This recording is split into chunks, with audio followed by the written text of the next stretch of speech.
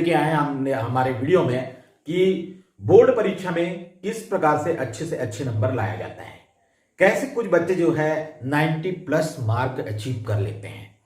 90, 95 आजकल बोर्ड के एग्जाम में आप देखे होंगे मेरिट आने वाले बच्चे 99, 100 तक जाता है। तो आप भी उसमें से कम आप कैसे अचीव करेंगे, तो इसके लिए हम देखते हैं हमारे प्रीवियस ईयर्स जो पहले 10 सालों में आ चुके प्रश्नों को हम ठीक से हल करना हम सीखें और किस स्टाइल से हल किया जाता है बोर्ड के एग्जाम पे। हम समय समय पर अपने वीडियो में ये बातें आपको बताते रहेंगे। आप इन वीडियो को जरूर देखिए जिससे आपको अधिक से अधिक नंबर ला सको। इनके लिए हमने ये सीरीज चालू किया है कि बोर्ड एग्जाम में आने वाले प्रश्न, महत्वपूर्ण प्रश्नों का एक सीरीज, जिसमें आपको बीच बीच में आपको टिप्स भी मिलते रहेगा कि कैसे पढ़ना है, किस प्रकार से लिखना है और कैसे हमको बोर्ड एग्जाम को फेस करना है बिना डर के। आप इस तरह से हमारे वीडियो को देखते रहिए। तो हम देखते हैं पहला हमारा जो प्रश्न है वो है y अक्ष पर स्थित किसी बिंदु के निर्देशांक ज्ञात कीजिए जो बिंदु 5 बिंदु व 3, 4 से समदूरस्थ है। पहले हम देखते हैं ऐसे प्रश्नों को कि ग्राफ का ये प्रश्न है। ग्राफ हम थोड़ी सी इसकी सॉल्यूशन बनाते वक्त हम देखें कि y अक्ष हम किसे कहते हैं। सबसे पहले हमारे पास एक इमेज आना चाहिए। पहले आप परीक्षा में इसको बनाओ या ना बनाओ, एक इमेज हमारे नजरों में दिखना चाहिए। x डैश अक्ष, y और ये कहलाता है y डैश अक्ष और ये मूल बिंदु कहलाता है। तो क्या कहता है, y अक्ष पर स्थित किसी बिंदु के निर्देशांक ज्ञात कीजिए। मान लो y अक्ष में कोई बिंदु है P। कौन सा बिंदु है ये, मान लो P है। ओके, अब P है तो इसका निर्देशांक क्या होगा, ये x बराबर क्या हो गया 0। पहला जो निर्देशांक होता है x का होता है और दूसरा होगा y। हम इसका निर्देशांक को मान लेते हैं। ओके, अब कहते हैं कि y अक्ष पर स्थित किसी बिंदु के निर्देशांक ज्ञात कीजिए जो बिंदु 5 बिंदु व 3, 4 से। मैं a बिंदु मान लेता हूं, 5 बिंदु, मान लो ये बिंदु यहां पर है, इसको मैं मान लेता हूं a बिंदु है।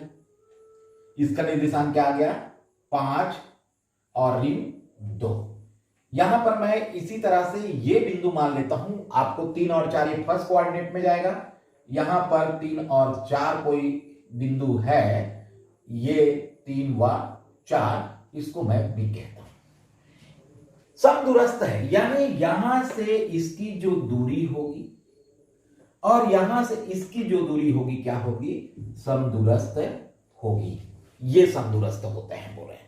तो मैं यहां पर मेरे को लिखना पड़ेगा कि माना कि y अक्ष में एक बिंदु P है जिसका निर्देशांक क्या है 0 और y है। ये आपने इस बिंदु को माना। अब आप देखते हैं मैंने a और b ये कोऑर्डिनेट को मैं जानता हूं, इस कारण से मैंने ले लिया कि a उधर है तथा आपको कोऑर्डिनेट चित्र नहीं बनाना है। तब क्या करोगे, तथा a बराबर यहां पर a का निर्देशांक कह सकते हो क्या हो गया 5 बिंदु और b का निर्देशांक कह सकते हो 3, 4। ये आपने मान लिया। अब ये हमने मान लिया तो हम क्या करते हैं, समदूरस्थ होने का अर्थ होता है दोनों की दूरियां बराबर है। तो यहां पर शर्तानुसार हम देखते हैं, शर्तानुसार PA बराबर होगा PB। तो दो बिंदुओं के बीच की दूरी का जो सूत्र आता है वो सूत्र है, दो बिंदुओं के बीच की दूरी, दो बिंदुओं के बीच दूरी, ये हम सूत्रों को याद रखें। ये होता है अंडरवुड y2 माइनस y1, या इसको मैं ऐसा ही कह दूं x2 माइनस x1 का वर्ग प्लस y2 माइनस y1 का वर्ग। तो इस तरह से मैं देखता हूं यहां पर इसका जो है ये P बिंदु का निर्देशांक से हम देख लें। P बिंदु का निर्देशांक हमारा ये पहला बिंदु हो गया, ये दूसरा बिंदु हो गया, या मैंने PA लिया है तो ये दूसरा बिंदु होता है और ये पहला बिंदु होता है। तो यहां पर क्या हो गया, इसका जो निर्देशांक पहला है 0 और y, ये है निर्देशांक 0 y। तो क्या हुआ, x2 हो गया यहां पर 5 और x1 हो गया 0 का वर्ग प्लस यहां पर y2 का कितना हो गया -2 और माइनस ये आ गया y का वर्ग बराबर ये हो गया PA के लिए। अब हम देखते हैं PB के लिए। PB के लिए ये भी दूसरा पॉइंट आ गया x2 और ये हो गया x1, 3 माइनस 0 का वर्ग प्लस 4 माइनस यहां पर क्या है y का वर्ग, ये आ गया। दोनों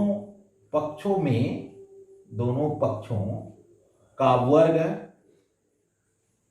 हटाने पर, वर्ग हटा दिए तो हमारे पास आ गया, ये आ गया 5 माइनस 0 का वर्ग प्लस 2, यहां पर -2 है तो अभी मैं -2y का वर्ग बराबर ये आ गया 3 माइनस 0 का वर्ग प्लस 4 माइनस y का वर्ग। ये बच्चों ये देख लो, ये ऋण 5 यानी 25, यहां पर मैं ये प्लस है ये माइनस को निकाल देता हूं और माइनस क्या होगा वर्ग है, ये मैं ऐसा कोष्टक ले लूं समझने के लिए। तो ये 2 प्लस y हो गया हुआ, ये माइनस दोनों का मैंने कॉमन निकाला, चूंकि वर्ग था तो ये क्या होगा प्लस हो जाएगा और ये आ गया 3 का वर्ग। 3 का वर्ग कितना आ जाएगा 9 प्लस इसको मैं एक्सपांड कर दूं, a का वर्ग 4 चौक 16 धन b का वर्ग y। देखते हैं कि ये आ गया माइनस का वर्ग यानी प्लस प्लस प्लस प्लस यानी 25, ये हो गया प्लस 2 का वर्ग यानी 4 y वर्ग है और 2 2 4y equal to 9 plus 16, 9 plus 16 कितना हो गया 25 प्लस y वर्ग माइनस 8y। अब यहां पर दोनों ओर 25 है, ये तो कैंसिल हो गया।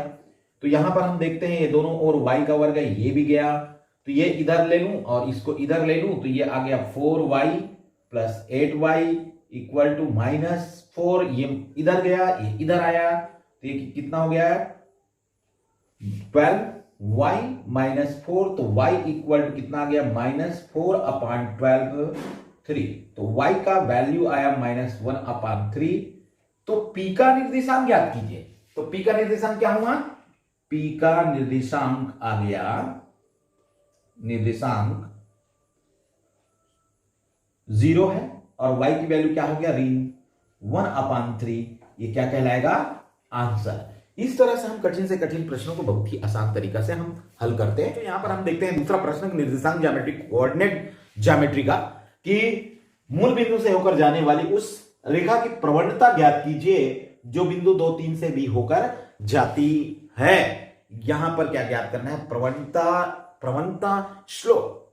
तो यहां पर हम देखते हैं प्रवणता के बारे में, रेखा की प्रवणता। तो पहले तो हम देखते हैं मूल बिंदु, एक ग्राफ को मैं चित्र के द्वारा और आपको बताने का प्रयास करूं तो ये ऐसा कह रहा है, आपके आसान हो जाएंगे यदि ग्राफ से आप समझ जाए। तो ये बनाना x डैश y डैश, मूल बिंदु ये होता है, ये मूल बिंदु है।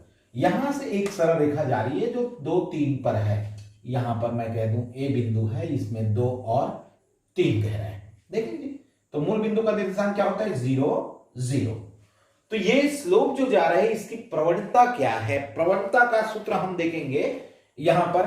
तो हम कहते हैं कि ये जो माना कि a का निर्देशांक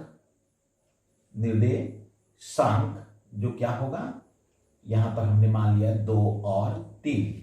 मूल बिंदु का निर्देशांक होगा 0 0। अब हम सूत्र देखते हैं, रेखा कोई भी रेखा है, रेखा का प्रवणता का सूत्र होता है, ये कहलाता है m, और m बराबर होता है y2 minus y1/x2 minus x1। ये हमारे पास क्या है, इसको मैं कह सकता हूं सूत्र है ये रेखा की प्रवणता। तो यहां पर मैं ले ले हूं मूल बिंदु से कह रहा है तो ये हो गया x2, तो यहां पर मैं कह दूं x1 equal to 0 y1 equal to 0, ये 0 0 मूल बिंदु यहां से ये बिंदु, और x2 इक्वल टू कितना आ गया, x2 इक्वल टू 2 और y2 इक्वल टू क्या आ गया 3। तो इस तरह से वैल्यू m इक्वल टू कितना आ गया, y2 की वैल्यू है 3 माइनस 0 अपान x2 की वैल्यू 2 माइनस 0, तो m इक्वल टू क्या हो गया 3/2। तो यहां पर प्रवणता या ढाल जो है ये कितने का है 3/2, ये क्या कहलाएगा, आंसर कहलाएगा। ये क्या कहलाएगा बच्चों, ये आंसर हो गया। और इस तरह से हम बिल्कुल आसान है हमारा, ये छोटा छोटा सवाल है जो निर्देशांक ज्योमेट्री में आता है। आपको जानना है कि प्रश्न क्या कर रहा है और इन प्रश्नों का उत्तर क्या होगा। ऐसे ही आपको आगे करते रहना, बिल्कुल सिंपल सा है। ये चित्र नहीं बना तो भी चलता है, लेकिन आपको जाना है कि कौन सा मूल बिंदु हो रहा है और कौन सा आपका शीर्ष बिंदु हो रहा है, दोनों के बीच रेखा क्या है ये देखना होगा। हम देखते हैं हमारा अगला है आलेख का सवाल। आलेख ग्राफ किस तरह से बनाया जाता है कि इंपॉर्टेंट प्रश्न है, ग्राफ का एक बड़ा प्रश्न के रूप में आता है। हम ग्राफ कैसे बनाते हैं, तो एक प्रश्न मैं ले लेता हूं, इंपॉर्टेंट प्रश्न है। एक व्यक्ति के द्वारा 51 सप्ताह तक उपभोग किए गए प्याज की मात्रा किलोग्राम में निम्न सारणी से दी गई है। सप्ताह एवं उपयोग किए गए प्याज की मात्रा के बीच आलेख खींचिए। यहां पर दो चीज हमको ध्यान देना होता है। पहला दिया सप्ताह एक, पहला सप्ताह, दूसरा सप्ताह, तीसरा, चौथा, पांचवा। प्याज की मात्रा जो किलोग्राम में है वो कितना है, पहला सप्ताह 1 किलोग्राम, दूसरा सप्ताह 2 किलोग्राम, तीसरा सप्ताह 3 किलोग्राम, चौथा सप्ताह 4 किलोग्राम, पांचवा सप्ताह 5 किलो। मैंने जब ये चैप्टर पढ़ा रहा था तो आपको बताया था कि इसमें दो प्रकार का अक्ष हमको लेना होता है, एक एक्स अक्ष और दूसरा क्या होता है वाय अक्ष। और यहां पर आपको मैंने बताया था गया था कि जब हमको हल सरल रेखा के रूप में मिलता है तो ये निश्चित अनुपात कहलाता है। कौन सा अनुपात कहलाता है, निश्चित अनुपात। तो हम इसका सॉल्व करते हैं तो हमको दो यहां पर अक्ष लेना पड़ता है, एक x और एक y अक्ष। ये कहलाएगा x अक्ष और ये मूल बिंदु होता है और ये कहलाता है y अक्ष। यहां पर हम चाहते हैं तो थोड़ी थोड़ी और ये ऐसा निकाल भी देते हैं कभी ग्राफ में, ये कहलाएगा y डैश अक्ष। और इधर भी हम निकाल दे रहते हैं इसको, क्योंकि हमको जिधर मान दर्शाना है उसको लंबा कर देते हैं और जिधर मान नहीं दर्शाना है उसको हम छोटे x डैश। इसकी जरूरत आप करते हो तो भी सही और नहीं करते तो भी सही। और इसके बाद मैं समान दूरी पर इसका एक अनुपात काट लू, 1 2 3 4 5, ऐसे ही इतनी ही दूरी पर मैं इस पे भी एक पॉइंट बना लू, 1 2 3 4 और ये 5। इस तरह से तो हमको किधर की ओर क्या लेना है ये हमको सबसे ज्यादा जरूरी बात है। इधर मैं क्या लूंगा, तो इधर मैं ले लेता हूं सप्ताह और इधर मैं ले लेता हूं प्याज की मात्रा, प्याज की मात्रा। यहां पर पैमाना ले लेते हैं, पैमाना लिखते हैं। पैमाना जिसको कहते हैं स्केल, एक्स अक्ष में हमने क्या लिया, एक सेंटीमीटर बराबर एक खाना, एक खाना मैंने लिया। वाय अक्ष 1 सेंटीमीटर बराबर एक खाना, ये किलोग्राम में है। हम सारी के लिए, सभी ग्राफ के लिए एक जैसे हम डिजाइन कर ले। इसमें तो मैं पैमाना में लिख सकता था कुछ और, जैसे किलोग्राम में है तो किलोग्राम भी लिख सकता था मैं, लेकिन आपको हर ग्राफ में सीखना है। आप बहुत छोटे हो तो आपका गलती ना हो, इस कारण से हम इस तरह से सिंपल से आप पैमाना बना सकते हो। जैसे वाई अक्ष में क्या लिया, प्याज की मात्रा किलोग्राम में, तो मैं किलोग्राम लिख सकता था, यहां पर 1 किलोग्राम। अब देखते हैं यहां पर, अब सप्ताह 1 है तो 1 और इधर, तो इसके लिए मैं ग्राफ पढ़ाते वक्त आप लोगों को समझाया था कि हमको ऐसे जाना है और इधर से ऐसे आना है। जहां पर कट हो रहा है वही हमारा क्या होगा, ये बिंदु मिलेगा, ये एक बिंदु मिला। इस तरह से हमारा दूसरा है 2 और 2, तो हमारा ये गया ये इधर ऐसे ग्राफ पेपर में प्लॉट करोगे, ग्राफ पेपर में ये डैश डैश जो है बना रहता है, आपको इस तरह से स्केल निकालकर बना लेना है। ये हो गया दूसरा। इसी प्रकार से हमारा आ जाएगा तीसरा, ये इधर से आए, ये हो गया तीसरा। 4 पर ले लेते हैं, 4, ये आ गया चौथा। अब मैं इसको थोड़ी सी मैं शिफ्ट कर दूं, ये हमारा जगह में आ जा रहा है, इस कारण से मैं थोड़ा सा उसको खिसका लूंगा, है ना। तो ये आ गया पांचवा। इस तरह से ये पांचवा, 5 में कितना है ग्राफ, हम टेबल देख लिए 5 है, ये आ गया पांचवा। तो इस तरह से हमारा जो ग्राफ आया है उसको हम अब सभी बिंदुओं को एक साथ मिला लेते हैं। पहला वाला बिंदु, दूसरा वाला बिंदु, तीसरा वाला बिंदु, चौथा वाला बिंदु और ये पांचवा वाला बिंदु। इस तरह से हम देखते हैं तो इन 5 बिंदु से होकर जाने वाली जो रेखा है वो इस तरह से आए, एक सरल रेखा। तो यहां पर सरल रेखा आने के कारण क्या होता है, ये यहां पर स्पष्टीकरण हमको आंसर देना होता है। चूंकि आलेख सरल रेखा है,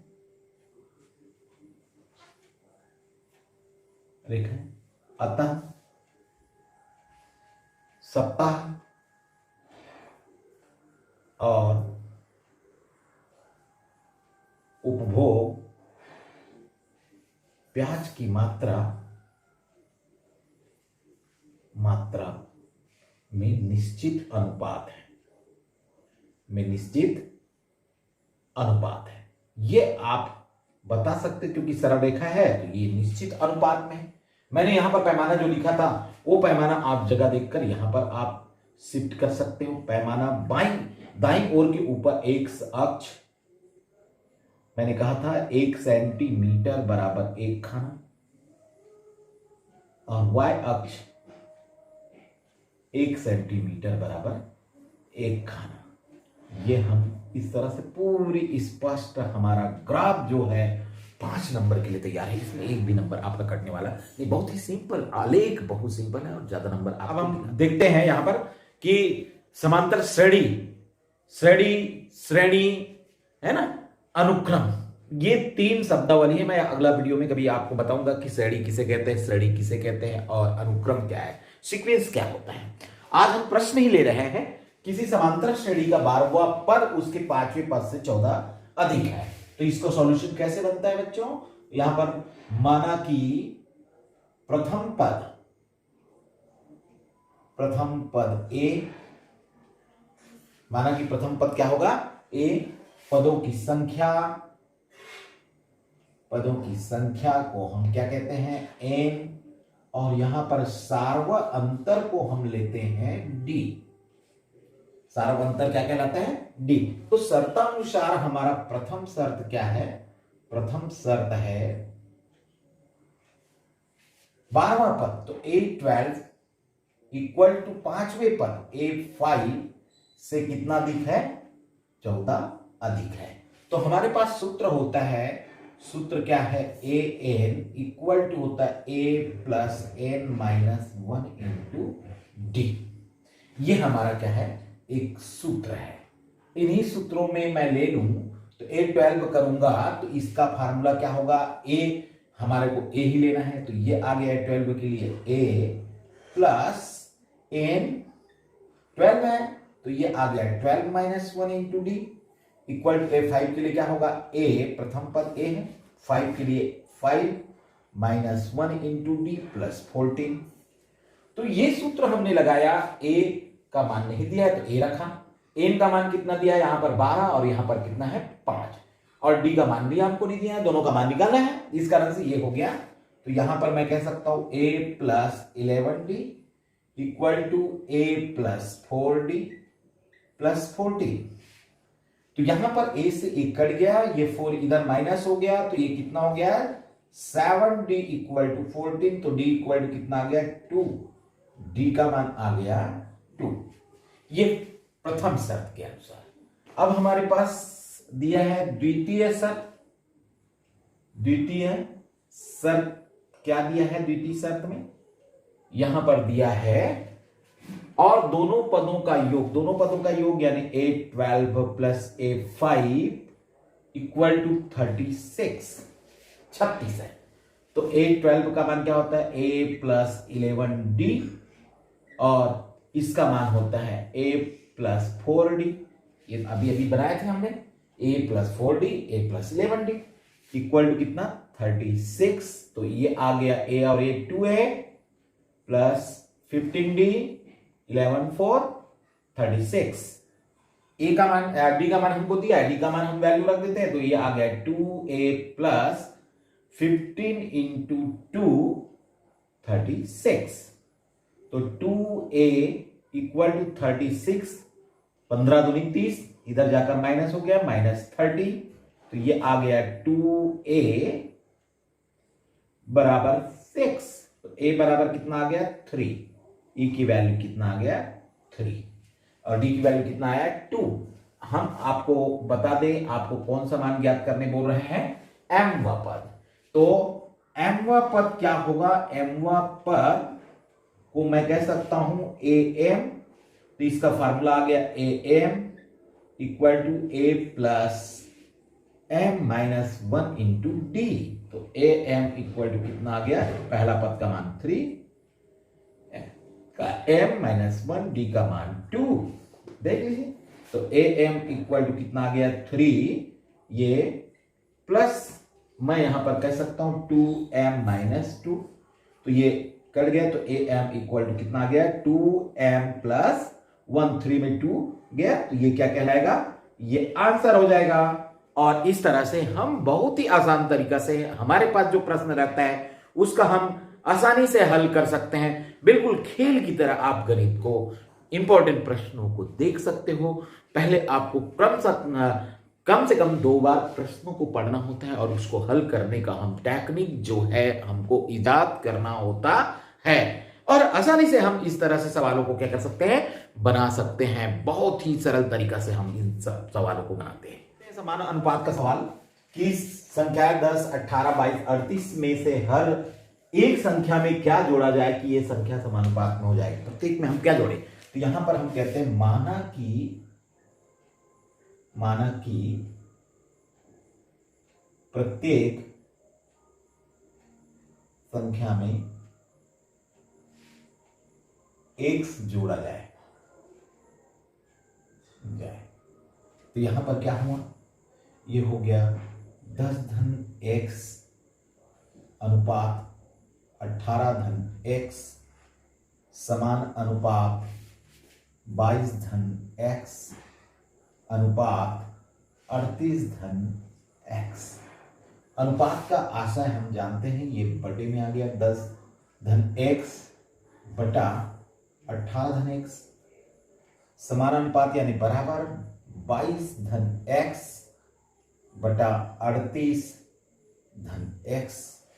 इस तरह से मैं इसका मल्टीपल करूं, इसका इससे गुना करूं तो 38 और 10 380 धन इसका मैं इससे गुना करूं 38x। अब मैं इसका इससे गुना करूं तो 10x और इसका इनसे गुना हो जाएगा तो x का वर्ग। अब ये इधर से गुना होगा 18 से इसका गुना होगा 18 दूनी 36 बच गया 3 18 दूनी 36 3 39। 18 के इससे गुना हो गया 18x। अब x का गुना इनसे होगा तो 22x x का वर्ग। ये और ये कट गया। यहां पर मैं कह सकता हूं ये हो गया 10 48x 38 10 48x। और यहां पर देखो ये कितना आ जाएगा? ये आ जाएगा 22 और 18 8 30 10 40 और इसको मैं इधर माइनस कर दूं 40x। ये है 396, यहां पर 380, ये भी इधर जाकर पक्षांतर हो रहा है तो माइनस हो गया। यहां पर 8x इक्वल टू यहां पर कितना आ गया 16, तो x इक्वल टू कितना आ गया 2। तो हम इस तरह से प्रत्येक संख्या में 2 जोड़ दे तो समान अनुपात में आ जाएगा। ये हो गया आंसर। समान अनुपात में कैसे आ गया? देखो यहां 10 धन 2 12 और ये आ जाएगा 20 12 बटे 20। तो ये भी कितना आ जाएगा 24 बटे 40 है ना, तो 12 दूनी 24, वो भी कितना आ गया 12/20। तो इस तरह से हम बिल्कुल आसानी से हम इन सवालों को हल कर सकते हैं। एक प्रश्न और ले लेते हैं। समांतर श्रेणी 8, 15, 22 में अंतिम पद जो है 218 है, पदों की संख्या ज्ञात करना है। हल, यहां पर हमारे जो सूत्र होते हैं वो क्या है, अंतिम पद हमको दिया है तो L = A plus n-1 into D दिया गया है, हमें दिया गया है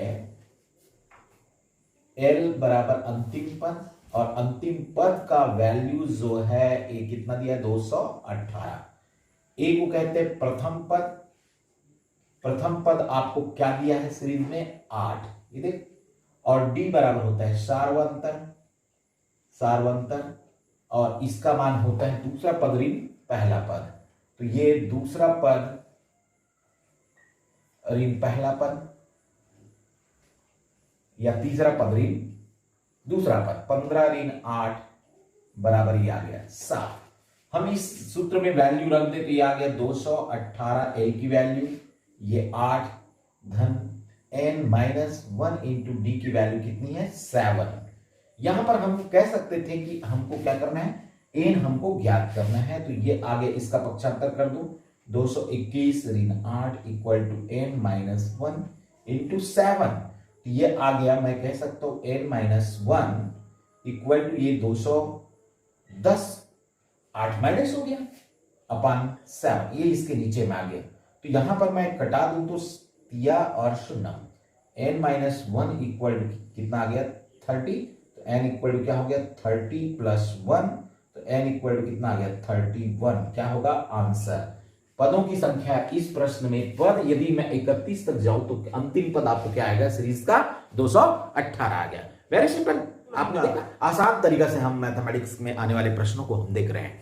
यहां पर हम देखते हैं एक अगला प्रश्न जो है ये अनुपात का प्रश्न है, वेरी सिंपल सा प्रश्न, और बहुत सालों तक बोर्ड एग्जाम पे आया हुआ है, सीजी बोर्ड या सीबीएसई बोर्ड कहीं पर भी देखेंगे ये प्रश्न आता है। और ये क्या है, दो प्रकार का हल होता है, यहां पर दिया गया है के नियम। के नियम क्या होता है, वेरी सिंपल, कोई भी सवाल यदि हल नहीं हो रहा है तो हम के नियम लगाकर हम उसका हल करते हैं। बच्चों ध्यान दीजिए के नियम क्या होता है, तो यहां हल कर ले, तो हल करने के लिए क्या होगा, A/B = C/D दिया है, इसका आशय होता है A/B = C/D। चूंकि के नियम कह रहे हैं तो हम क्या बराबर के, यहां पर क्या लिख सकते हो, माना कि के नियम बोल रहे हैं ना, हम के नियम फॉलो कर रहे हैं, यहां पर कौन सा नियम, के नियम द्वारा, ये ऐसे हम करते हैं के नियम। तो यहां पर मैं कह सकता हूं ये दोनों के बराबर है, तो A/B बराबर मैं के कर दूं तो यहां से आ गया A बराबर त्रिया गुना कर दो तो B के, ये पहला आ गया के नियम में। इसी प्रकार ये भी इसके बराबर है तो क्या होगा C/D = के, तो ये आ गया C/D के, ये दो आ गया हमारे पास। अब हमको जो भी प्रश्न दिया है उसका लेफ्ट हैंड साइड लेंगे और राइट हैंड साइड लेंगे, और लेफ्ट हैंड साइड और राइट हैंड साइड लेके हम बनाएंगे। तो यहां पर मैं कह सकता हूं लेफ्ट हैंड साइड लेने पर, यानी बायां पक्ष ले ले, तो बायां पक्ष में क्या हमको दिया गया है A² + C² अपान B² + D²। इसकी वैल्यू मैं रख देता हूं, तो इसकी वैल्यू क्या है, A का मान BK का होल स्क्वायर और C का मान है DK का whole square upon B² + D²। इस तरह से मैं आगे बढ़ूं तो ये आ गया B² और K² और ये आ गया D² K² अपान B² + D²। ये K² तो B² + D² अपान B² + D², ये दोनों कट गया, तो अंत में हमको क्या मिला K²। ये समीकरण नंबर हम क्या डाल लें, 1 डाल लें। हमने लेफ्ट हैंड साइड लिया और उसका वैल्यू कितना है K² आ गया। अब हम इसी तरह से राइट हैंड साइड लेकर देखें क्या यही मान आता है, यही मान आता है, ये दोनों क्या होगा बराबर होगा।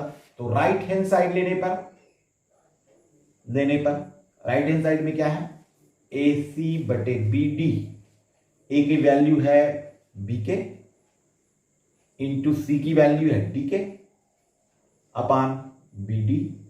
यहां पर मैं इसको बना सकता हूं K² बाहर निकाल दो तो बच गया BD और ये भी बटे बी डी, ये और ये कट गया तो यहां पर क्या आ गया, ए बी के स्क्वायर, समीकरण नंबर 2। तो इस तरह से मैं कह सकता हूं समीकरण 1 और बराबर है समीकरण 2। तो इस तरह से मैं कह सकता हूं कि लेफ्ट हैंड साइड बराबर राइट हैंड साइड। तो ये क्या है, इति सिद्धम, सिद्ध होता है। तो सिद्ध होता है, क्या सिद्ध होता है, होता है कि A square plus C square बटे B square plus D square equal to A C upon B D. ये हम सिद्ध कर सकते हैं। इसको हम कहते हैं के नियम। इसको हम क्या कहते हैं, के नियम। देखो बिल्कुल सिंपल सा ये सारी प्रश्न हमारे पास मौजूद है। आप हमारी सीरीज को बिल्कुल देखते रहिए और सब्सक्राइब कीजिए। आत्मनिर्भर भारत, मिलजुल कर दिन रात